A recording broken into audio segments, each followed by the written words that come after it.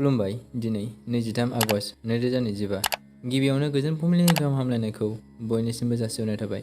राशिफोरखौ फरायनायनि सिगां आंनिफ्राय आनान गसाइनिसिम आरज खालामनाय जायोदि दिनैनि साना बुहुमनि साफ्रोमबो सुबुंफोरनि थाखाय गाहामैनो गाहाम बारलांनो हायो। जेबो खैफोद आफोद जायालासे फैदो दानिया दिनैनि राशिफोरखौ खोनासंनो दिनै गिबियावनो दङ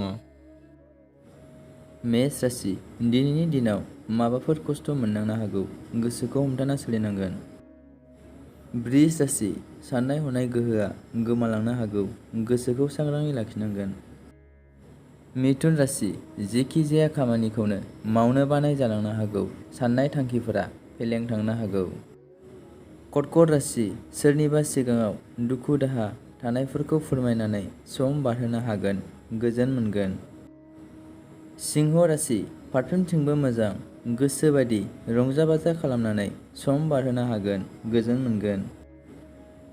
कन्या राशि। जेखि जाया माबाफोर मुवा बेसाद मोननायनि आसा दं, गोजोन मोनगोन, मोजां सान। तुला राशि। बहाबाफोर दावबायहैनो मोननो हागौ, गोसोखौ गोजोन मोनगोन, मोजां सान। वृश्चिक राशि। मानिबा थाखाय जिंगासिनांनो हागौ, गोसोखौ सान्थि मोननाय नङा, गोसोखौ हमथा। धनु राशि। मेगननि बेराम सुबुङा सांग्रां जानानै थानांगोन, डाक्टारनि बोसोन बायदि मानिनांगोन। मकर राशि। नखरनि जेंना जेंसिफोरखौ लानानै जिंगायाव गोग्लैनो हागौ, गोसोखौ लोरबां लानो नाङा।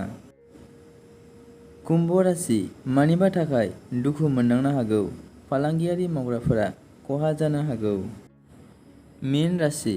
हरखाबै माबाफोर मुवा बेसाद मोननो हागौ, गोसोखौ गोजोन मोनगोन, मोजां सान।